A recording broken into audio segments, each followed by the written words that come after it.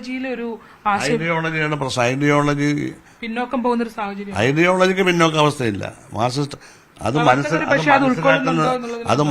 ഐഡിയോളജിക്ക് പിന്നോക്കാവസ്ഥ ഉണ്ടാവില്ല. Marxist ideology വ്യതിചലിക്കുന്നുണ്ടല്ലോ sir പ്രവർത്തകർ. അതിന് തുല്യമായൊരു ഐഡിയോളജി ഇല്ല. ഇന്നും സാമ്രാജ്യത്വത്തിനും മുതലാളിത്തത്തിനും ഒക്കെ എതിരായി നിൽക്കുന്ന ഏക ഐഡിയോളജി അത് മാത്രമാണ്. ഇന്ത്യയിലും അതാണ്. പക്ഷെ സപ്പോർട്ടേഴ്സ് കേരളത്തെ പോലെ എങ്ങുമില്ല. ഐഡിയോളജിയിൽ ഒരു കോംപ്രമൈസ് ഉണ്ടാവുന്നില്ലേ പലയിടത്തും? അതല്ലേ തിരിച്ചു ഐഡിയോളജിയിൽ കോംപ്രമൈസ് ഒന്നും ഉണ്ട്. ഐഡിയോളജി കോംപ്രമൈസ് ചെയ്യാൻ ഒക്കത്തില്ല. ഐഡിയോളജിയുടെ ആപ്ലിക്കേഷനിൽ എവിടെയെങ്കിലും ഉണ്ടോ എന്നുള്ളത് എനിക്കറിയില്ല, പരിശോധിക്കണം. ഇപ്പം ഇവിടെ നിങ്ങളെന്താ ഉദ്ദേശിച്ചെന്ന് അറിയില്ല, നിങ്ങളത് പരിശോധിച്ചോളൂ. എനിക്ക് പ്രത്യക്ഷമില്ല. അതിൽ ഐഡിയോളജി ആപ്ലിക്കേഷനൊന്നും കോംപ്രമൈസ് നടത്താൻ പറ്റില്ല. നടത്തിയാൽ ശരിയാവില്ല. അതെവിടെങ്കിലും നടത്തുന്നുണ്ടോയെന്നൊന്നും എനിക്ക് എൻ്റെ മുമ്പിലില്ല. പക്ഷേ ഈ കണക്കുകൾ നമ്മൾ പരിശോധിക്കുമ്പോൾ എല്ലാ കാലത്തും അടിയുറച്ച് നിന്നിരുന്ന വിഭാഗമാണ് ഈഴവ വിഭാഗം. ഇടതുപക്ഷ വോട്ടുകളുടെ ഒരു വലിയ വോട്ട് ബാങ്ക് തന്നെയായിരുന്നു.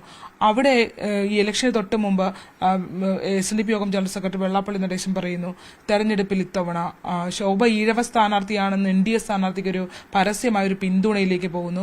കഴിഞ്ഞ ദിവസം അദ്ദേഹം പറഞ്ഞു ന്യൂനപക്ഷ പ്രീണനമാണ് നടക്കുന്നത്, ഗതിയില്ലാത്തതുകൊണ്ട് മറ്റൊരു പൊളിറ്റിക്കൽ സംവിധാനത്തിലേക്ക് ഈഴവ സമുദായത്തിന് പോകേണ്ടി വരുന്നു, ഇതര പിന്നോക്ക വിഭാഗങ്ങൾക്ക് പോകേണ്ടി വരുന്നു എന്നുള്ളത്. അവിടെ എവിടെയെങ്കിലും ഒരു തിരുത്ത് ആവശ്യമായി വരുന്നില്ലേ? അദ്ദേഹം പറഞ്ഞതും ഇതൊക്കെ ഞാൻ കണ്ടു.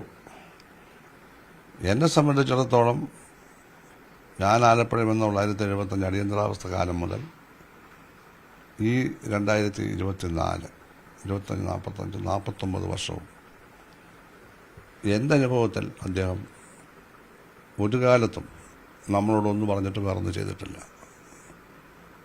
വ്യക്തിപരമായ ബന്ധം മാത്രമല്ല, ഒരു കാര്യം ചെന്ന് പറഞ്ഞു കഴിഞ്ഞാൽ അദ്ദേഹം അനുസരിച്ച് ചെയ്തിട്ടുണ്ട്. നാളെയും ചെയ്യുമെന്നാണ് എൻ്റെ വിശ്വാസം. ഈ തെരഞ്ഞെടുപ്പിൽ എന്താണ് വ്യത്യാസമെന്ന് ഞാൻ പറയട്ടെ. ഈ തരത്തിലൊക്കെയുള്ള അഭിപ്രായങ്ങളും കാര്യങ്ങളൊക്കെ വന്നു, ശരിയാണ്. അദ്ദേഹത്തിൻ്റെ ഇൻ്റർവ്യൂ ഞാൻ കണ്ടു. അത് ആ സമുദായത്തിന് ഗുണമുണ്ടായില്ലെന്നാണ് അദ്ദേഹം പറയുന്നത്. അതൊക്കെ ചർച്ച ചെയ്ത് പരിഹാരം കാണേണ്ട കാര്യമാണ്. വെള്ളാപ്പള്ളി നടേശനോട് കമ്മ്യൂണിസ്റ്റ് പാർട്ടി നേതൃത്വം ചർച്ച ചെയ്താൽ പരിഹരിക്കാൻ പറ്റാത്ത ഒരു കാര്യമില്ല. അദ്ദേഹം ആന്റി കമ്മ്യൂണിസ്റ്റ് അല്ല. പക്ഷെ ഒരു മാനസികമായൊരു വിടവ് വന്നിട്ടുണ്ടല്ലോ. അല്ല, അതൊക്കെ സംസാരിക്കുമ്പോൾ തീരുവന്ന്. മാനസികമായ വിടവൊന്നും അദ്ദേഹത്തിനുള്ളതായിട്ട് തോന്നിയില്ല. അദ്ദേഹത്തിന് സമുദായത്തിൻ്റെ താല്പര്യം അദ്ദേഹം ഉദ്ദേശിച്ചതുപോലെ പരിഗണിക്കപ്പെട്ടിട്ടില്ല. വോട്ട് ബാങ്കായി മാത്രം ഞങ്ങളെ ഉപയോഗിക്കുന്നത് എന്നൊരു കാഴ്ചപ്പാടാണ് അവതരിപ്പിച്ചിരിക്കുന്നത്. അത് സ്വാധീനിക്കുന്ന കുറച്ചധികം ആളുണ്ടാവുമല്ലോ. അപ്പോൾ വോട്ട് ബാങ്കല്ല. ഇവിടുത്തെ പുന്നപ്ര വയലാറടക്കം കുട്ടനാടൻ കർഷക നടത്തിയതിൻ്റെ മുന്നിൽ ഈഴപരാധിയായ പിന്നോക്ക സമുദായങ്ങളാണ്. അവരാണത് നടത്തിയത്. മുന്നോക്ക സമുദായങ്ങളൊന്നും അതിൽ പങ്കെടുത്തിട്ടില്ല. അതിൽ നിന്ന് നല്ല കേഡർമാരെ നേതാവ് കാണും, അതല്ലാതെ ആ സമുദായ അംഗങ്ങൾ പങ്കെടുത്തിട്ടില്ല. ഇല്ല. അതാണ് ആലപ്പുഴയുടെ പാർട്ടിയുടെ ചരിത്രം. എന്തുകൊണ്ടാണ് ഈഴപരാധിയായ പിന്നോക്ക പട്ടികജാതിക്കാരനകത്ത് വരും സമുദായങ്ങളുടെ ചോരയും വിയർപ്പും കൊണ്ട് കെട്ടിപ്പടുത്ത മഹത്തായ കമ്മ്യൂണിസ്റ്റ് പാർട്ടിയിൽ അദ്ദേഹം അഭിമാനിക്കുന്നു എന്നാണ്. ഞങ്ങൾക്ക് കുറച്ചുകൂടി അംഗീകാരം തരണം എന്നാണ് പറയുന്നത്. സ്ഥാനാർത്ഥി നിർണയത്തെ സംബന്ധിച്ച അപാകതകൾ അദ്ദേഹം പറയുന്നുണ്ട്. അതിനെപ്പറ്റി ഞാൻ പറയില്ല. ഞങ്ങൾ അംഗീകരിച്ച സ്ഥാനാർത്ഥിയാണ്. ഞാൻ 70 യോഗങ്ങൾ പ്രസംഗിക്കുകയും ചെയ്തു. ആരിഫിന്റെ ജീവിതത്തിലെ നേട്ടമൊക്കെ ഞാനാണ് വിശദമായ കുട്ടിക്കാലം മുതലുള്ള ഞാൻ പറഞ്ഞു. പക്ഷെ നിരന്തരം മാത്രമേ പറഞ്ഞുള്ളത്. ഞാനത് ശ്രദ്ധിച്ചു. നിരന്തരം അല്ല, അതിനകത്ത് നമ്മൾക്ക് കണ്ടൊരു കാര്യം, നിരന്തരം ഒരാളെ തെരഞ്ഞെടുപ്പ് രാഷ്ട്രീയത്തിലേക്ക് നിലനിർത്തിക്കൊണ്ടുപോകുന്നത് ഒരു കമ്മ്യൂണിസ്റ്റ് രീതിയാണ്. അതൊന്നും പ്രശ്നമൊന്നും. ആരെയെല്ലാം നിലനിർത്തിക്കൊണ്ടുപോയി. നായനാര് പാർലമെന്റിൽ പോയി, രാജ്യസഭയിൽ പോയി, ലോക്സഭയിൽ പോയി, അസംബ്ലിയിൽ വന്നു, മന്ത്രിയായി. 3 തവണ മുഖ്യമന്ത്രിയായി. 3 തവണ നായനാരല്ലേ മുഖ്യമന്ത്രിയായുള്ളൂ. ദീർഘകാലമല്ലേ. 1967 57 EMS അല്ലേ മുഖ്യമന്ത്രി. പട്ടാമ്പിയിൽ ആ ഭൂരിപക്ഷം വളരെ കുറഞ്ഞതിന് ശേഷം അദ്ദേഹം മത്സരിച്ചില്ല. അദ്ദേഹം പാർട്ടി സെക്രട്ടറി അടക്കം മാറി. ഇതിൻ്റെ 1 തവണ മത്സരിച്ച എത്രയോ പേരുണ്ട്.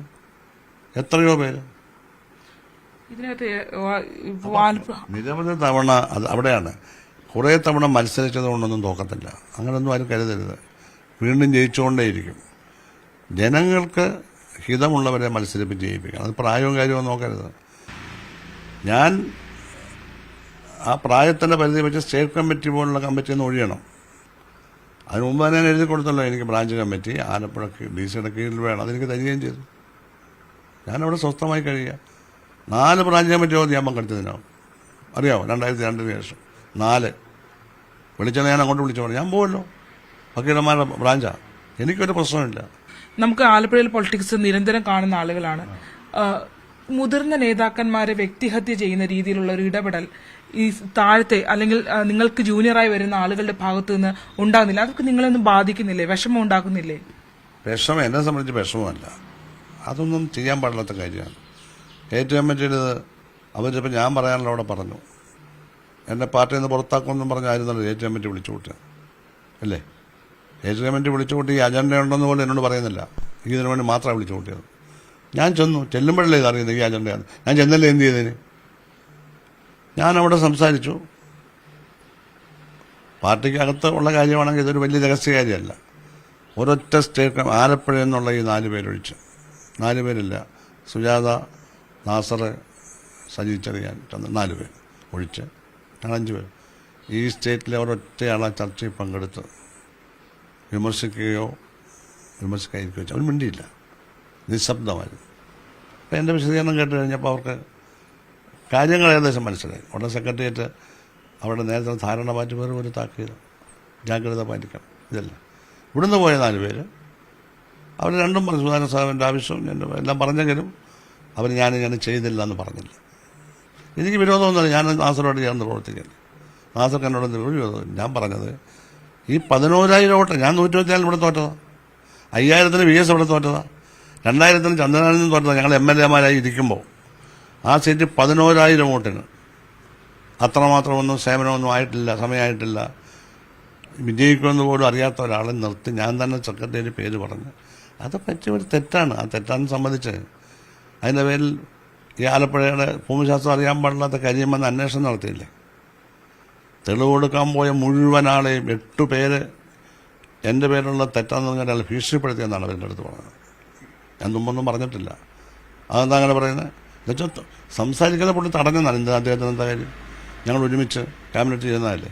അദ്ദേഹം ഇപ്പോൾ 1.5 ലക്ഷത്തിനല്ലേ തോറ്റത് അവിടെ സ്വന്തം നാട്ടിൽ. ഇതൊക്കെ അവർ മനസ്സിലാക്കട്ടെ. ഒരവസരം കിട്ടിയാൽ അതെന്തെങ്കിലും കൊണ്ട് അന്വേഷിച്ച് അതിൻ്റെ വസ്തുതകൾ കണ്ടെത്തി അല്ലേ. പക്ഷേ ഞാനെങ്ങും പോയില്ലല്ലോ. എൻ്റെ പേരിൽ അവസാനം താക്കിയത് ഞാനും കൈവൊക്കെ അവിടെ വിമർശിച്ചതിന് ശേഷം ഞാൻ കൈവൊക്കെയല്ലോ. ഞാനൊന്നും ഞാൻ ആദ്യമായിട്ടാണ് ഇപ്പം തന്നെ ഇത്രയെങ്കിലും പറയുന്നത്. അത് ഞാൻ വേറൊന്നും പറയുന്നില്ല, ഇപ്പോൾ ഒന്നും പറയുന്നില്ല. ഇതൊക്കെ ജി സുധാകരൻ പറയുമ്പോഴും ഒതുക്കപ്പെട്ട ആളുകളുടെ ഇപ്പൊ ഈ കാണുന്ന ഈ ആലപ്പുഴയിൽ നിന്നിട്ടുള്ള ആളുകളാണെങ്കിലും സ്റ്റേറ്റ് വൈഡ് ഇപ്പോൾ സാറിന്റെ ഒരു മന്ത്രി എന്നുള്ള രീതിയിലുള്ള ഒരു പെർഫോമൻസ് കണ്ടിട്ടുള്ള ആളുകളാണെങ്കിലും ആളുകളിടുന്ന ഒരു വിലയുണ്ട്, അല്ലെങ്കിൽ ആളുകളുടെ വിലയിരുത്തലുണ്ട്. അതിനപ്പുറത്തേക്ക് സംഘടനാപരമായി മനസ്സിലാക്കപ്പെടാതെ പോയി എന്ന് തോന്നുന്നുണ്ടോ? ഉണ്ടായിരിക്കാം, ഉണ്ടല്ലോ, പോയിട്ടുണ്ടല്ലോ. പക്ഷെ എനിക്ക് പരാതിയില്ലല്ലോ. ഞാനൊന്നും പബ്ലിക്കായിട്ട് പറഞ്ഞില്ലല്ലോ ഇതുവരെ. ഇപ്പോഴും ഞാനൊന്നും എല്ലാം പറയുന്നില്ല. എനിക്ക് പറയേണ്ട കാര്യം ഞാൻ പറഞ്ഞെന്ന് മാത്രമേ ഉള്ളൂ. അവിടെ 1.5 ലക്ഷം വോട്ടിന് അദ്ദേഹം തോറ്റല്ലോ. ഇവിടെ 14,000 ഭൂരിപക്ഷം. അപ്പോൾ അദ്ദേഹത്തെ ആരെങ്കിലും തോപ്പിച്ചാണോ? മറുപടി പറയട്ടെ. കഴിഞ്ഞ തവണ 85,000 ഉള്ളൂ പ്രദീപ് കുമാറിന് കുറവ്. ഇപ്പം എങ്ങനെ പറ? 10-25,000 വോട്ടോടെ എങ്ങനെ കുറഞ്ഞു? അദ്ദേഹം പറയട്ടെ, ആരെങ്കിലും തോപ്പിച്ചാണോ? പറയട്ടെ. ഞാൻ പിന്നെ അറിവിന് പറയട്ടെ. ഇവിടെ എല്ലാം തോറ്റെടുത്തെല്ലാം 10,000 വ്യത്യാസം. ആരെങ്കിലും തോപ്പിച്ചാണോ? അതുപോലെ കണ്ടാൽ പോരായിരുന്നോ? എന്തെങ്കിലും തെളിവുണ്ടോ? ആരെങ്കിലും പറഞ്ഞോ? വോട്ടർമാർ പറഞ്ഞോ? പൈസ പിരിച്ചു കൊടുത്തില്ല. അതെ, 17 ലക്ഷം പിരിച്ചു കൊടുത്തു. ഞാൻ മന്ത്രിയൊന്നുമല്ല, ഞാൻ സ്ഥാനാർത്ഥിയല്ല. എന്നെ ആർക്കും വേണ്ട പണക്കാർക്ക്. മന്ത്രിയായിരുന്നപ്പോൾ പിരിച്ചു കൊടുത്ത കണക്കൊന്നും ഞാൻ പിരിച്ചു കൊടുത്തിട്ടുണ്ട് കൊടുക്കേണ്ടത്. എല്ലാം ഞാൻ ചെയ്തിട്ടുണ്ട്. അതിന് കണക്കൊന്നും ഞാൻ പറയത്തില്ല, കാരണം അത് പാർട്ടി അകത്ത് അറിയേണ്ടതാണ്. 17 ലക്ഷം എന്തിനും പിരിച്ചു കൊടുത്തു. ഇവിടെ 15 ലക്ഷം കായം കൊടുത്തു. 10 ലക്ഷം അവിടെ നിന്ന് കിട്ടിയത് 10 ലക്ഷം മാവിൽക്കിഴങ്ങ് കൊടുത്തു. 17, 27, 42 ലക്ഷം എനിക്ക് കിട്ടിയുള്ളത് അങ്ങ് കൊടുത്തു. 2 ലക്ഷം ഞാൻ എടുത്തു, കാരണം എനിക്ക് 2.5 മാസത്തെ പ്രവർത്തനത്തിന് പെട്രോളെ മറ്റും. ഇതാണ് ഞാൻ ചെയ്തത്. എന്നിട്ട് സാമ്പത്തികമായി ഇപ്പൊ സാറ് പറഞ്ഞു ഒരു കാലത്തും കൊടുക്കാത്ത പിന്തുണ ഔദ്യോഗിക നേതൃത്വത്തിന് മുഖ്യമന്ത്രിക്കടക്കം അന്ന് പാർട്ടിയെ സംഘടന എന്നുള്ള രീതിയിൽ കൊടുത്ത് ആ നേതൃത്വത്തോടൊപ്പം നിന്ന ഒരാളാണ്. കൊടുക്കേണ്ടത് നമ്മുടെ ചുമതല. മന്ത്രിസ്ഥാനം പാർട്ടി തന്നല്ലേ. ആ സ്ഥാനം പാർട്ടിക്ക് വേണ്ടി ഉപയോഗിച്ചു. പാർട്ടിക്ക് വളർച്ച ഉണ്ടാകും. സെക്രട്ടറിയായി നിൽക്കുന്ന ഘട്ടത്തിൽ അത് എന്റെ ഉത്തരവാദിത്തമാണ്. അത് ചെയ്യാൻ എനിക്ക് പറ്റും. പക്ഷെ അവര് സാറിനെ മനസ്സിലാക്കാതെ പോയത്. അവരെന്നെ മനസ്സിലാക്കുകയൊക്കെ ചെയ്തു. അല്ല 2 തവണ മന്ത്രി. അതല്ല, ഇതുപോലെയുള്ള പ്രാദേശികമായ പൊളിറ്റിക്കൽ ക്രിമിനലിസം പാർട്ടിക്കകത്ത് ആരോപണം കൊണ്ടുവരുന്നതിന്റെ പുറകെ പൊളിറ്റിക്കൽ ക്രിമിനലിസമാണെന്ന് മനസ്സിലാക്കാതെ ചെയ്തു പോകുന്നതാണ്. അത് പോട്ട് സാരമില്ല. അതൊന്നും പിണറായിക്ക് പൂർണ്ണ ഉത്തരവാദിത്വമൊന്നുമില്ല അതിൽ ഉണ്ടെന്ന് ഞാൻ പറയത്തില്ല. എന്നോട് കോടിയേരി തന്നെ പറഞ്ഞു, സഖാവ് പേര് പറഞ്ഞല്ലായിരുന്നെങ്കിൽ ഈ ചിത്തരഞ്ജൻ്റെ പിന്നെ സലാമിൻ്റെ ഒന്നും ഞങ്ങൾ പരിശോധിക്കാതെ എടുക്കത്തില്ലായിരുന്നു. അത് പറഞ്ഞുകൊണ്ടാണ്. നമ്മൾ തെറ്റൊന്നുമില്ല, ജയിച്ചല്ലോ. പക്ഷെ അവരിൽ നിന്ന് തന്നെയാണ് പരാതി. അവരിൽ നിന്നല്ല. ചിത്തരഞ്ജൻ പരാതിയൊന്നും അയച്ചല്ലോ. ചിത്തരഞ്ജൻ മുനിസിപ്പാലിറ്റി 900 കുറവായിരുന്നല്ലോ, അത് പരാതി കൊടുത്തില്ലല്ലോ. ഇവിടെ 6200 കൂടുതലായിരുന്നല്ലോ ഈ മുനിസിപ്പാലിറ്റി, എൻ്റെ മുനിസിപ്പാലിറ്റിയിൽ ഈ വാർഡുകൾ. ആ പരാതി എന്ന് പറയുന്നത് എന്താണെന്ന് എല്ലാവരും ജനം അത് വിശ്വസിച്ചില്ല. നിങ്ങൾ പറയുന്ന പോലെ ജനങ്ങൾ ഞാൻ ചെയ്ത സത്യസന്ധമായ പ്രവർത്തനത്തെയാണ് വിലയിരുത്തിയത്. ജനങ്ങൾക്ക് അങ്ങനെ യാതൊരു അനുഭവം. ഒരാളോട് ഞാൻ പോയി പറയത്തില്ലല്ലോ വോട്ട് ചെയ്തെന്ന് ഞാൻ പറയൂ. അതൊന്ന് ചിന്തിക്കേണ്ടതായിരുന്നു. അത് സാരമില്ല, കഴിഞ്ഞല്ലോ, അത് വിട്ടേര്. ഈ ദീർഘകാലത്തെ ഇടവേളയ്ക്ക് ശേഷം വീണ്ടും ഈ തെരഞ്ഞെടുപ്പ് കാലത്ത് മുഖ്യമന്ത്രി അടക്കം സാറുമായി കണ്ടു. സംഘടനാപരമായി ഈ തെരഞ്ഞെടുപ്പിൽ നേതൃത്വത്തിൽ നിൽക്കണമെന്നുള്ള കാര്യങ്ങളടക്കം പറയുകയൊക്കെ ചെയ്തു. ഈ ഒരു സംഘടനാപരമായി നിൽക്കണമെന്ന് പറഞ്ഞില്ല. ഈ തെരഞ്ഞെടുപ്പ് കാരണം ഞാൻ സംഘടനയ്ക്കകത്തില്ലല്ലോ, ബ്രാഞ്ചിലല്ലേ ഉള്ളൂ. എനിക്ക് ജില്ലാ കമ്മിറ്റിയിലോ സെക്രട്ടേറിയറ്റിലോ പങ്കെടുക്കാൻ എന്നെ ക്ഷണിച്ചതുമില്ലായിരുന്നു. എങ്ങനെയായിരുന്നു ഒരു ബ്രാഞ്ച് പ്രത്യേകം പങ്കെടുക്കാൻ ആരും ക്ഷണിച്ചില്ലല്ലോ. ഞാൻ ബ്രാഞ്ചിലാണ്. പക്ഷേ ഞാൻ ക്യാമ്പയിൻ കൊടുത്തു. 30 ദിവസമാണ് ക്യാമ്പയിൻ നടത്തിയത്. 72 യോഗം. അമ്പലപ്പുഴയിലും കായംകുളത്തും മാത്രം പോയില്ല. അതിലെനിക്ക് ഏറ്റവും വലിയ ബുദ്ധിമുട്ടുണ്ടായത് ഈ ഹരിപ്പാട്ട് ക്യാമ്പയിൻ കഴിഞ്ഞപ്പോൾ. കഴിഞ്ഞ തവണ 5000 വോട്ടിന് കുറവേ ഉള്ളൂ. അസംബ്ലിയിൽ 17000 ലീഡ് UDF, 5000 ഉള്ളൂ. അപ്പം ഞാനവിടെ എല്ലാം പ്രസംഗിച്ചത് ഇത്തവണ 5000 വോട്ട് ലീഡ് പിടിക്കണമെന്ന്. നേരെ തിരിച്ച് 3ാം സ്ഥാനത്താക്കി. അപ്പം ഞാൻ ആലോചിച്ചു അവിടെ പ്രസംഗിക്കേണ്ട കാര്യമില്ലായിരുന്നല്ലോ. ഇപ്പോൾ ഇവിടെ CBC വാലർ ഫൗണ്ടേഷൻ്റെ അവാർഡ് കൊടുക്കാൻ 15-ാം തീയതി. അത് തുടങ്ങിയ കാലം മുതൽ ഞാനാണ് കൊടുക്കുക. ഞാൻ ഇത്തവണ പോകുന്നില്ല. അവിടെ പ്രസംഗിച്ചിട്ട് യാതൊരു കാര്യമില്ല. ഈ ബ്രാഞ്ച് കമ്മിറ്റിയിൽ സാറ് പറഞ്ഞപ്പോൾ ബ്രാഞ്ച് കമ്മിറ്റി അംഗമായി മുഖ്യമന്ത്രി പിണറായി വിജയനുമായുള്ള കൂടിക്കാഴ്ചയിൽ എന്തായിരുന്നു മാനസികാവസ്ഥ? നല്ല മാനസികാവസ്ഥ. ഞാൻ ഡിമാൻഡ് എൻ്റെ കയ്യിൽ നിന്ന് ഇവിടുന്ന് 350 കിലോമീറ്റർ അങ്ങോട്ടും കൂടി അതിൻ്റെ പെട്രോള്, ഡ്രൈവറുടെ പൈസ, ഭക്ഷണം 16,000 രൂപ മുടക്കി തന്നെ പോയത്. ഞാൻ അവിടെ നിന്ന് ആ പൈസ നിന്ന് അപ്പോൾ ഞാൻ DC-യോട് കുറച്ച് പൈസ വാങ്ങിച്ചാൽ. അപ്പോൾ അത് പോയി കണ്ടു. അല്ല, മുന്നിൽ നിന്ന് നയിക്കണമെന്നേ പറഞ്ഞു, സംഘടനാപരമൊന്നും പറഞ്ഞു. അദ്ദേഹത്തോട് ഞാൻ പറഞ്ഞു ഞാനിപ്പോൾ കമ്മിറ്റി അതറിയാം, അതൊക്കെ അവർ ചെയ്തോളും. പിന്നെ ഇവിടെ വന്ന ശേഷമാണ് മറ്റേ ട്രിവാൻഡ്രം ഹോട്ടലിൽ ഞാൻ പോയല്ലോ, വിളിച്ചപ്പോൾ ഞാൻ പോയല്ലോ, എല്ലാം മാറ്റി വെച്ച് പോയല്ലോ. അതൊന്നും എനിക്ക് പ്രശ്നമില്ല. എനിക്കൊരു ഓർമ്മക്കുറവില്ല. പക്ഷേ ആ കാലമല്ല ഇപ്പോൾ ഈ കാലം മാറിപ്പോയിരിക്കുന്നു. ആരാണ് മാറിയെന്നുള്ളത് അവർ ഞങ്ങളുടെ ഒന്നും അഭിപ്രായം ഇതുവരെ തേടിയില്ലല്ലോ. എലക്ഷനായപ്പോൾ എന്നെ 1 മാസം വിളിച്ചിട്ടുണ്ട് DC-ന്ന്. അപ്പോൾ ഞാൻ താമരക്കുളത്താണ്. പിന്നെ കാണാമെന്ന് പറഞ്ഞു. പിന്നെ പിള്ളേരെ കണ്ടുകൊണ്ട് പിന്നെ കണ്ടില്ല, എൻ്റെ ആവശ്യമില്ല. എന്നെ വിളിച്ചത് അദ്ദേഹം. ഞാനും 1 മാസമൊക്കെ അസംബ്ലിയിൽ ഉണ്ടായിരുന്നു. ഞാൻ മിനിസ്റ്ററായിരുന്ന പദ്ധതി എന്ത് അന്തസ്സായിട്ട് പെരുമാറി പ്രവർത്തിച്ചവരാണ്. കണാരൻ, ആനത്തരട്ടോ, ആനസാൻ, 1 മാസം എല്ലാം ഉണ്ട് ഞാൻ അസംബ്ലിയിൽ. അനുഭവ പരിചയമുള്ള നേതാക്കന്മാർ ഇപ്പോൾ ആലപ്പുഴയിലെ CPM തന്നെ എടുക്കുകയാണെങ്കിൽ ആലപ്പുഴയിൽ ചെറിയ ഗ്രൂപ്പുകളായി ഒരു കേഡർ സ്വഭാവത്തിൽ നിന്ന് ഒരുപാട് വ്യതിചലിച്ച് പോകുന്നൊരു രീതിയാണ്. നേതൃത്വത്തിലേക്ക് നയിക്കാൻ ആരുമില്ല, സംഘടനാ രീതി പറയാൻ ആരുമില്ല. ഇതൊക്കെ കാണുമ്പോൾ എന്താ തോന്നുന്നത്? ശരണ ഇങ്ങനെ ശാപവാക്കുകൾ പോലെ പറഞ്ഞിട്ട് കാര്യമില്ല. എനിക്കതേപ്പറ്റി ഒന്നും പറയാനില്ല. എത്ര ഗ്രൂപ്പ് ഉണ്ടെന്നൊന്നും എനിക്കറിയില്ല. എനിക്കിതുമായിട്ട് എനിക്കാകെ ബന്ധമുള്ള നാസറുമായിട്ട് മാത്രമേ നിരന്തര ബന്ധമുള്ളൂ. പിന്നെ ചില വേദികളിലൊക്കെ സജിയെയും സുജാതയെയും ചന്ദ്രബാബുവിനെ അപൂർവം വേദികൾ കാണുന്നതാണ്. സുജാത ഇടയ്ക്കിടയ്ക്ക് വിളിക്കും, ചിലപ്പോൾ ഇവിടെ വരികയും ചെയ്യും. സജിയൊക്കെ ഞാൻ വല്ലപ്പോഴും കാണുന്നേ ഉള്ളൂ, അത്രേ ഉള്ളൂ. ഞാൻ DC ഓഫീസിൽ പോകാറുണ്ട്. ആ മുറി പിണറായി പറഞ്ഞ മുറി ഞാൻ ഇരിക്കും. നാസറോട് ഞാൻ ഓരോ ഘട്ടത്തിൽ ഓരോ കാര്യം പറയും. ഈ ഇലക്ഷന് മുമ്പ് 6-7 തവണ ഞങ്ങൾ തമ്മിൽ കണ്ടു. ഇലക്ഷൻ കഴിഞ്ഞ് കണ്ടു. റിസൾട്ട് വന്ന ശേഷം ഞാൻ കാണാൻ പോയില്ല. EP-യുടെ വിവാദമൊക്കെ ഉണ്ടായ സമയത്തും എന്നാലും ഒരു സംഘടനാ രീതി എന്നുള്ള രീതിയിൽ ഞാൻ പറയുന്നത് എനിക്ക് ഞാൻ SFIയുടെ സ്റ്റേറ്റ് സെക്രട്ടറി ആയിരിക്കുമ്പോൾ EP ജില്ലാ സെക്രട്ടറിയാണ്. അന്ന് കൊടിയേരി ഭാഷൻ ജില്ലാ ഞാൻ സ്റ്റേറ്റ് സെക്രട്ടറി. മാത്രം കൊല്ലം പാർട്ടിയുടെ ജില്ലാ കമ്മിറ്റി മെമ്പറാണ് ഞാൻ. 9ാം പാർട്ടി കോൺഗ്രസ് നിലമേൽ നടന്ന ജില്ലാ സമ്മേളനത്തിൽ അന്ന് ഒരാളിനും 21 വയസ്സോ 22 വയസ്സോ ഉള്ളൂ. ഒരാളെ DC-യിൽ എടുത്തിട്ടില്ല. അന്ന് CH കണാരനുണ്ട്, അദ്ദേഹം എന്നെ കൈപിടിച്ചു. പൊക്കം VS ഉണ്ട്, NS ഉണ്ട്. ഇവർ 3 പേരും കൂടെ എന്നെ കൈപിടിച്ചു. അങ്ങനെയുള്ള കേഡർമാരെ ഉയർത്തിയവരാണ് അവർ പഠിപ്പിച്ച ഒന്നും ഞാൻ മറന്നുപോയിട്ടില്ല. പിന്നെ EMS AKD ഒക്കെ ഞങ്ങൾ അന്ന് പോലും കാണുന്നില്ലേ. സുന്ദരയുടെ കൂടെ അഖിലേന്ത്യാ പ്രാക്ഷൻ കൂടിയാണല്ലേ ഞാൻ. വസോവിൻ്റെയും പ്രമദാസ് ഗുപ്തയുടെയും കൂടെ ആലോചിച്ചോക്കെ. അപ്പോൾ ആ പഴയ പാർട്ടി ഉണ്ടാക്കിയവരുടെ കൂടെ ഉണ്ടായിരുന്നു. വളരെ വിദ്യാർത്ഥിയായിട്ട് ഞാൻ, എനിക്ക് ആ ഭാഗ്യമുണ്ടായി. ഞാനത് പഠിച്ചു. എല്ലാം ഞാൻ വായിക്കുകയും പഠിക്കുകയും ചെയ്തു. അത് പറയാൻ എനിക്കറിയാം. ആ പ്രത്യയശാസ്ത്ര ബോധം, അതാണ് ഞാൻ എന്ത് ചർച്ചയിലും പ്രത്യയശാസ്ത്രപരമായി എന്തെങ്കിലും പറയും. ഇതിന്റെ കൂടെ ചേർത്ത് അതൊരു മുഴച്ചു നിൽക്കുന്നതായിട്ടല്ല. സർ, എത്ര കണ്ടില്ലെന്ന് അടിച്ചാലും ഒരു BJPയുടെ ഒരു നേതാവുമായി ഒരു CPMന്റെ സംസ്ഥാന സെക്രട്ടേറിയറ്റിൽ നിൽക്കുന്ന ഒരു നേതാവ് കൂടിക്കാഴ്ച നടത്തിയിട്ടും അത് അദ്ദേഹം അടക്കം അംഗീകരിക്കുകയും ചെയ്തിട്ട് എങ്ങനെയാണ് പ്രതികരിക്കാതെ മുന്നോട്ട് പോകാൻ കഴിയുന്നത്? എങ്ങനെയാണ് ഇപ്പോഴും നിലനിന്ന് പോകുന്നത്? അങ്ങനെ കണ്ടതിൽ ഒരു കുഴപ്പമില്ലെന്ന് PB മെമ്പറായ CM പറഞ്ഞത് നിർത്തി, അവസാനിച്ചു. അങ്ങനെ അവസാനിപ്പിക്കാൻ പറ്റുമോ? അത്തരം ഞങ്ങളെ സംബന്ധിച്ച് അവസാനിച്ചു. എനിക്ക് തുടരാൻ പറ്റത്തില്ല, അതേപ്പറ്റി ഒന്നും ചർച്ച ചെയ്യാൻ പറ്റില്ല. കാരണം EP ജയരാജൻ ധീരനായ ഒരു നേതാവാണ്, ബുദ്ധിജീവിയൊന്നും ആയിരിക്കത്തില്ല, ധീരനായ ഒരു നേതാവ്, നല്ല കരുത്തുറ്റ സ്വഭാവമാണ്. അത് എനിക്കറിയാം. ബാക്കി പല കാര്യങ്ങളും ഓരോരുത്തരുടെ പ്രത്യേകതയാണ്. അതുകൊണ്ട് എനിക്കൊന്നും പറയാനില്ല അതേപ്പറ്റി. പക്ഷെ അതൊരു സംഘടനാ രീതിയാണോ? ഈ സുധാകരൻ എല്ലാ ഘട്ടത്തിലും CPMന്റെ സംഘടനാ രീതികളെ കുറിച്ച് വാചാലനാവുന്ന ഒരാളാണ്. പക്ഷെ ഇതൊക്കെ മുൻപ് നടന്നിട്ടുണ്ടോ? ഈ പാർട്ടിയുടെ നേതാവിനെ കണ്ടതിൽ തെറ്റില്ല, അത് തെറ്റ് പറയാൻ പറ്റില്ല എന്ന് CM പറഞ്ഞു കഴിഞ്ഞു. അതൊരു പാർട്ടി നിലപാടായിരിക്കുമല്ലോ. അപ്പം അതാണ്. കാരണം അയാൾ ഒരു മിനിസ്റ്ററല്ലേ, മിനിസ്റ്റർ അല്ല, അവരുടെ ഒരു കേരളത്തിലെ ചാർജുകാരനല്ലേ. കേരളത്തിന്റെ ചാർജുകാരൻ മാത്രമല്ല, കേരളത്തിൽ നിന്ന് ആ ചർച്ചയിലേക്ക് നമ്മൾ പോകണ്ട, അത് അവസാനിപ്പിക്കുക. മുഖ്യമന്ത്രി പറഞ്ഞാൽ അവസാനിപ്പിക്കുന്നതാണോ? മുഖ്യമന്ത്രി പറഞ്ഞതുകൊണ്ട് അവസാനിപ്പിച്ചതല്ല, അദ്ദേഹം ഒരു നിലപാടാണ് പറഞ്ഞത് അവിടെ വെച്ച്. അല്ലെങ്കിൽ ഞങ്ങളാരും ഒന്നും പറഞ്ഞല്ലോ ഒന്നും. മുഖ്യമന്ത്രി പറഞ്ഞുകൊണ്ട് അഭിപ്രായം പറയാനില്ല അതിനകത്ത്. ഇല്ല, അഭിപ്രായം പറയാനില്ല. ഇല്ല, ഒന്നും ഞങ്ങളെ ബാധിക്കുന്ന കാര്യമല്ല. ഈ ആലപ്പുഴയിൽ തന്നെ അല്ലെങ്കിൽ മറ്റുള്ളിടത്ത് തന്നെ ഇപ്പൊ ഈ തെരഞ്ഞെടുപ്പ് ഫലം, ഇപ്പൊ ശൈല ടീച്ചറിന്റെ പരാജയം, തോമസ് ഐസക്കിന്റെ പരാജയം, ഇത്തരം പലയിടങ്ങളിൽ പറയുമ്പോഴാണ് ശൈല ടീച്ചറുടെ പരാജയം എന്ന് പറഞ്ഞ് 24 പറഞ്ഞു. നമ്മൾ ശൈലജ മാത്രമേ പരാജയപ്പെട്ടുള്ളൂ. ഞാൻ പറഞ്ഞ എവിടെ നിന്നാലും ജയിക്കുമെന്ന് ആരാ പറഞ്ഞു? അവർ തോറ്റിട്ടുണ്ട്, ജയിച്ചിട്ടുണ്ട് എന്ന് മാത്രമേ ഞാനിത് പറഞ്ഞു. PS ഗവൺമെന്റ് ഞാൻ മിനിസ്റ്ററായിരുന്നു, അസംബ്ലിയിലെ ഏറ്റവും മികച്ച സാമാജികയായിരുന്നു അവർ. അതിമനോഹരമായ പ്രസംഗം, നല്ല മന്ത്രി. ഇതവർ കൊടുത്തില്ല.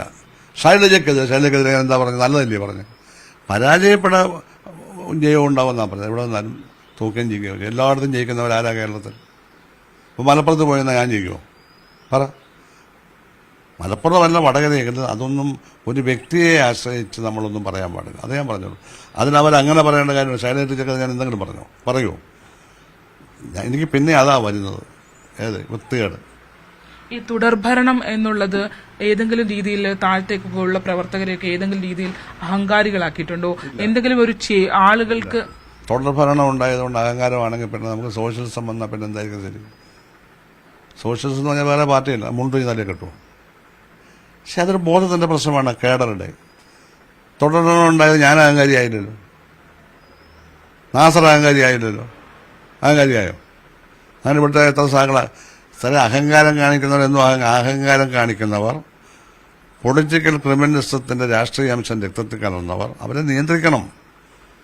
തീരെ നിർവാഹകരെ ഒഴിവാക്കണം. അത്രയൊക്കെ അവരെ സഹായിക്കുന്ന നേതാക്കന്മാർ പാർട്ടി വേണ്ടെന്ന് വെക്കണം. അത് ആരാന്നൊന്നും പറയാനൊക്കെ ചർച്ച ചെയ്ത് തിരുത്തിയാൽ മതി. ആരെയും പുറത്താക്കിയൊന്നും വേണ്ട. തിരുത്തേണ്ട ആവശ്യമുണ്ടെന്ന് തോന്നുന്നുണ്ട്. ജില്ലാ സെക്രട്ടറി പറഞ്ഞില്ലേ, ഗോവിന്ദൻ സാഹു പറഞ്ഞില്ലേ, ആവശ്യമുണ്ടെന്ന് ശരണ്യ തന്നെ പറഞ്ഞുകൊണ്ടിരിക്കുകയല്ലേ. പിന്നെ എന്നോട് ചോദിക്കുന്നില്ല, ഉണ്ടല്ലോ. അത് തിരുത്തിക്കോളും, പേടിക്കണ്ട, നിരാശപ്പെടണം, എല്ലാം ശരിയായിക്കോളും. ഈ സൈബർ ആക്രമണത്തെ കുറിച്ച് എന്താണ് തോന്നുന്നത്? ഒരുപാട് വ്യക്തിഹത്യ ചെയ്യുന്ന സൈബർ മേഖലയിൽ പ്രവർത്തിക്കുന്ന ഒരാളെ പറ്റി എനിക്ക് യാതൊരു ബഹുമാനമില്ല. അവർക്കൊക്കെ എന്ത് വ്യക്തിത്വമാണ്, മറഞ്ഞു നിന്ന് ഓരോന്ന് ചെയ്യുന്നവർ. പറ, എന്തുവാ? CPM ജനങ്ങളുടെ ഇടയിൽ ഒരു വിരുദ്ധത ഉണ്ടാക്കാൻ ഇടയായിട്ടില്ലേ? ആവശ്യമുള്ളതിനും ആവശ്യമില്ലാത്തതിനും ഒക്കെ ആളുകളെ തെരഞ്ഞു പിടിച്ച സൈബർ സൈന്യമൊന്നും വേണ്ട. നമുക്കെതിരെ തെറ്റായൊരു പോസ്റ്റ് ഇട്ടാൽ ബന്ധപ്പെട്ടവരെതിരായിട്ട് കിട്ടിച്ചാൽ മതി. ഒരു സൈന്യം എന്തിനാ അതിന്? ബന്ധപ്പെട്ടവർ മറുപടി പറഞ്ഞാൽ മതി. പിന്നെ അല്ല, അങ്ങനെ വേറൊരാൾ പറഞ്ഞാൽ എങ്ങനെ ശരിയാവുന്നു? വേറൊരാൾ പറയുന്നത് സൈന്യമായിട്ടെന്ന് പറഞ്ഞാൽ അവർക്ക് അവരുടെ താല്പര്യം വരും, ഒരുപാട് ഇഷ്യൂസ് വരും, അവർ തമ്മിലുള്ള പ്രശ്നം വരും, പിന്നീട് അതൊക്കെ വഴിതെറ്റിപ്പോവും. അതുകൊണ്ട് ഈ സൈബർ സൈന്യം എന്നൊക്കെ പത്രക്കാർ കൊടുക്കുന്ന അങ്ങനത്തെ സൈന്യമൊന്നും CPMനുള്ളതായിട്ട് എനിക്കറിയില്ല. ഈ കായംകുളത്തെ വിഷയങ്ങളൊക്കെ പരിഹരിക്കപ്പെടുമെന്ന് തോന്നുന്നുണ്ടോ? വലിയ തിരിച്ചടിയാണ് വന്നത്. എല്ലാം പരിഹരിക്കപ്പെടും. ഏത് രീതിയിലായിരിക്കും ഒരു പരിഹാരം? പാർട്ടി പരിപാടി, പാർട്ടി ഭരണഘടന, ചട്ടങ്ങൾ, രാഷ്ട്രീയ സാഹചര്യം എല്ലാം പരിഹരിക്കപ്പെടും. സാർ കുറെ നാൾ മുമ്പ് പറഞ്ഞ ഒരു പൊളിറ്റിക്കൽ ക്രിമിനലിസം എന്നൊരു ആരോപണം, ആ ഒരു ആരോപണമല്ല, സത്യമല്ലേ? സത്യമാണ്. ആ ഒരു സാഹചര്യത്തിന് മാറ്റം വന്നോ? ആലപ്പുഴ എവിടെ മാറ്റം വന്നു? എവിടെ വന്നാലും കാണാമല്ലോ. വർദ്ധിച്ചതേ ഉള്ളൂ എന്നാണ് വിലയിരുത്തൽ. അതെ, വർദ്ധിച്ചോണ്ട് വരും. കാരണം ഇത് ബൂർഷ പൊളിറ്റിക്സാണ്. ബൂർഷ പൊളിറ്റിക്സും ഇത്തരം BJPയുടെയും മറ്റേ വളർച്ച കാണുമ്പം തന്നെ പാർട്ടിയുടെ ഐഡിയോളജി വിശ്വാസമില്ലാതെ പാർട്ടിയുടെ കൂടെ ചേർന്ന് നടക്കുന്നവർക്ക് പാർട്ടി ഇനിയൊന്നും വലിയ കാര്യമൊന്നുമില്ല എന്ന് തോന്നി വന്നാൽ ഇതിലേക്ക് കടക്കും. ഏത് സാഹചര്യമായാലും ഐഡിയോളജിയെ തോൽപ്പിക്കാനാവില്ല എന്ന് കരുതുന്നവർക്ക് നല്ല പ്രാമാണികത്വം ബ്രാഞ്ച് മുതൽ സ്റ്റേറ്റ് ഗവൺമെൻറ്റൊക്കെ ഉണ്ട്. മിക്ക ജില്ലാ കമ്മിറ്റിയിലുണ്ടെന്ന് ഞാൻ പറയുന്നില്ല. പക്ഷേ ബ്രാഞ്ച് LC ഒക്കെ സൂക്ഷിക്കണം ഏരിയ കമ്മിറ്റി. എല്ലാവർക്കും ഐഡിയോളജിക്ക് പ്രാമാണികത്വം വന്നിട്ടുണ്ടോ എന്ന് എനിക്കറിയില്ല. നോക്കണം നമ്മൾ. അതൊക്കെ തിരുത്തിക്കോളും. തിരുത്താൻ ഇവിടെ പോകാനാണ്. അടുത്ത നിയമസഭാ തെരഞ്ഞെടുപ്പിലേക്ക് പോകുന്ന ഘട്ടത്തിൽ എന്തായിരിക്കും അത് അന്നത്തെ കാര്യം. എനിക്ക് അതേപ്പറ്റി ഇപ്പോൾ ഒന്നും പറയാൻ പറ്റില്ല. ഒരു വർഷം രണ്ട് കിടക്കും. നമ്മൾ ചർച്ച ചെയ്യുന്നത്. ഈ കഴിഞ്ഞ ദിവസങ്ങളിൽ ഇപ്പോ ബിഷപ്പിനെതിരെ വന്ന വിമർശനങ്ങൾ എന്തുകൊണ്ടാണ് ഒരു സഹിഷ്ണുതയില്ലാതെ വരുന്നത്? ഇതൊന്നും എന്നോട് ചോദിച്ചിട്ട് കാര്യമില്ല. ഇതേപ്പറ്റി അദ്ദേഹം എന്നൊന്നും പ്രതികരിച്ചിട്ടില്ല. പിണറായി സാർ ബിഷപ്പും പ്രതികരിക്കുന്നില്ല. ബിഷപ്പും ഞാനൊന്നും പറയുന്നില്ലെന്ന് പറഞ്ഞല്ലോ. അദ്ദേഹം പറഞ്ഞല്ലോ അത് ഇടതുപക്ഷത്തെ സഹായിച്ചുകൊണ്ടിരുന്ന ബിഷപ്പ്. എനിക്ക് നേരിട്ടറിയാം. ഭയങ്കര ഇടതുപക്ഷ പ്രസംഗമാണ് അദ്ദേഹം അത് യോഗത്തിൽ. ഞാൻ ഒരു പണിയോ എന്നെയൊക്കെ വലിയ കാര്യമാണ് അദ്ദേഹം. അതെല്ലാം തീർന്നല്ലോ. നമ്മൾ ഇത്തരം കാര്യങ്ങൾ വലിയ കാര്യമായിട്ട് പറഞ്ഞ് അതാണ് പ്രധാനമെന്ന് വരുത്തുന്നതാണ് ഇപ്പോഴത്തെ കേരള പൊളിറ്റിക്സ്. അതൊന്നുമല്ല പ്രധാനം. ഒരാളുടെ വാക്കോ ഒരാളുടെ നോക്കോ അല്ല. അതെല്ലാം അത് പറയേണ്ടവർ പറഞ്ഞോളൂ. അഭിപ്രായ വ്യത്യാസം ഉണ്ടെങ്കിൽ അത്രയേ ഉള്ളൂ. വിമർശനങ്ങളെ ഉൾക്കൊള്ളാൻ എന്തുകൊണ്ടാണ് സാർ പറ്റാതെ പോകുന്നത്? വിമർശനങ്ങളെ ഉൾക്കൊള്ളുന്നില്ല എന്ന് പറയാനൊക്കത്തില്ല. ഉൾക്കൊള്ളുന്നുണ്ടല്ലോ. ഉൾക്കൊള്ളുന്നുണ്ട്. അത്തരം ചർച്ചകൾ ഈ CPM-ന്റെ ഒരു പൊതു സ്വഭാവം എന്ന് പറഞ്ഞാൽ കമ്മിറ്റികൾ നടക്കുന്നുണ്ടാവും. ആ കമ്മിറ്റി ഇപ്പം ഞാൻ ഇല്ലാത്തതുകൊണ്ട് എങ്ങനെ നടന്നു ഉണ്ടാവും എന്ന് പറഞ്ഞാൽ പഴയ അനുഭവം എനിക്കില്ല. നടക്കുമല്ലോ. ധൈര്യമായിട്ട് മതി. ഇവിടെ വെച്ച് അവസാനിപ്പിക്കാം. ധാരാളമായി. അതാണ് അദ്ദേഹം പറയുന്നത്. പാർട്ടി കുടുംബത്തിൽ നിന്ന് വളർന്നു വന്ന ആളായതുകൊണ്ട് കുറച്ച് വിഷമം കൂടുതലായിരിക്കും. പിന്നെ പത്രപ്രവർത്തകരായതുകൊണ്ട് നിങ്ങൾക്ക് നിങ്ങളുടെ ജോലി ചെയ്താൽ പറ്റും. ചിലപ്പോൾ നമുക്ക് എതിരായിട്ട് ചിലപ്പോൾ കൊടുക്കുക. എതിരായിട്ടല്ല, എതിരാണെന്ന് തോന്നുന്നവ അതൊന്നും കാര്യം. നിങ്ങളുടെ ജോലി നിങ്ങൾ ധൈര്യമായിട്ട് ചെയ്യുക. പക്ഷെ ഇല്ലാത്തത് പറയരുത് മാത്രമേ. ഈ കഞ്ഞിക്കുഴി അടക്കമുള്ള ഇടങ്ങളിൽ തോക്ക് ചൂണ്ടി പാർട്ടി ഏരിയ സെക്രട്ടറി ഒക്കെ ചോദ്യം ചെയ്യുവാണ് പോലീസ്. തോക്ക് ടാങ്കും ബാറ്റൻ ടാങ്കും ഒക്കെ ഇപ്പം ഇതിനകത്ത് നമ്മൾ ചർച്ച ചെയ്യേണ്ട കഴിഞ്ഞല്ലോ.